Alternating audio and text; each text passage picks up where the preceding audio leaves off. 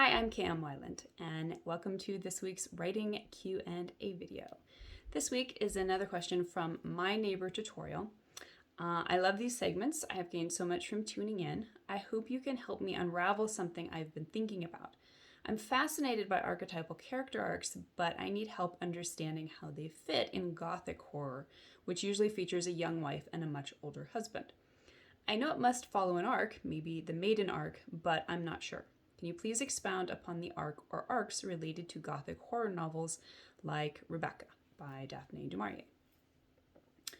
So the archetypal character arcs, which I talk about in my book, Writing Archetypal Character Arcs, which I will link above and below, for those who are interested in more, talks about specifically a cycle of 6 related and consecutive archetypal arcs that can be found as the major initiations throughout the human life. The Maiden being the youngest and therefore the first archetypal arc within that cycle. And the Maiden is a coming of age arc at its simplest. It's a story about kind of that first encounter that the young person has with real life and with learning to discern what the world is really about and learning to trust themselves and therefore who they can trust in the outer world, and ultimately about, in a successful arc, about taking responsibility, assuming autonomy for one's own life. That is the essence of what the Maiden Arc is about. And the life cycle alternates between feminine and masculine arcs, but these archetypes can be represented by anyone of any gender. So we've got, classic Gothic horror novels such as Rebecca, and other stories such as that. Jane Eyre is another example that are Maiden Arc stories. This is, as the person who asked the question pointed out, this is something that is pretty much the stereotypical, I won't say stereotypical, but the typical archetype for Gothic stories, for horror stories often as well.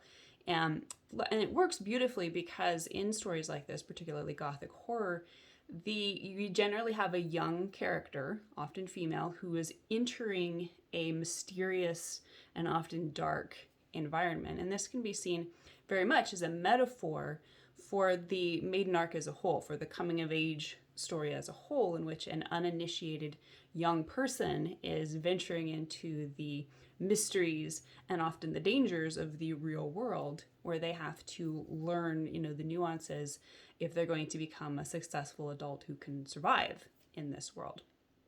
And in these stories, we very often encounter a predatory force, which may be represented by a love interest or an authority figure or something else that is challenging this young character to rise up and come into their own autonomy by their opposition.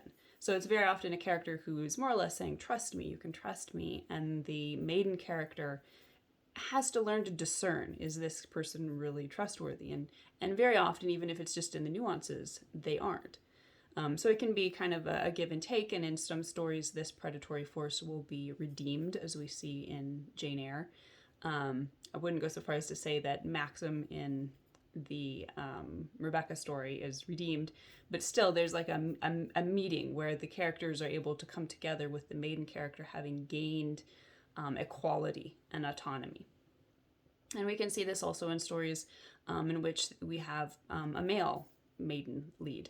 I was trying to think of a good example in Gothic horror, and what came to my mind was Edward Scissorhands, which is this kind of reverse Gothic horror story where you actually have the Maiden character coming out of the mysterious Gothic world and into the dangers and the predatory aspects of suburbia. So stories like that are generally going to be Maiden stories. However, you can have an archetype of any sort representative within any genre. In fact, this can often be a good way to subvert genres and to try to do something new, because very often specific genres will have sort of their normal, typical archetype that is represented through the standard character arc that we would see in a story like that. So a Gothic horror story, like Crimson Peak or something like that, where you have this empowerment of what starts out as a young, naive character that's a maiden arc, but you could, easily, create a story where that's about a queen or a king or a crone, and give it a totally different twist. So, generally speaking, a story like Gothic Horror will probably feature a maiden arc, but it's not necessarily so. So, it's important to be able to distinguish amongst the archetypes and be able to decide which you're seeing in someone else's story and which might be right for your story.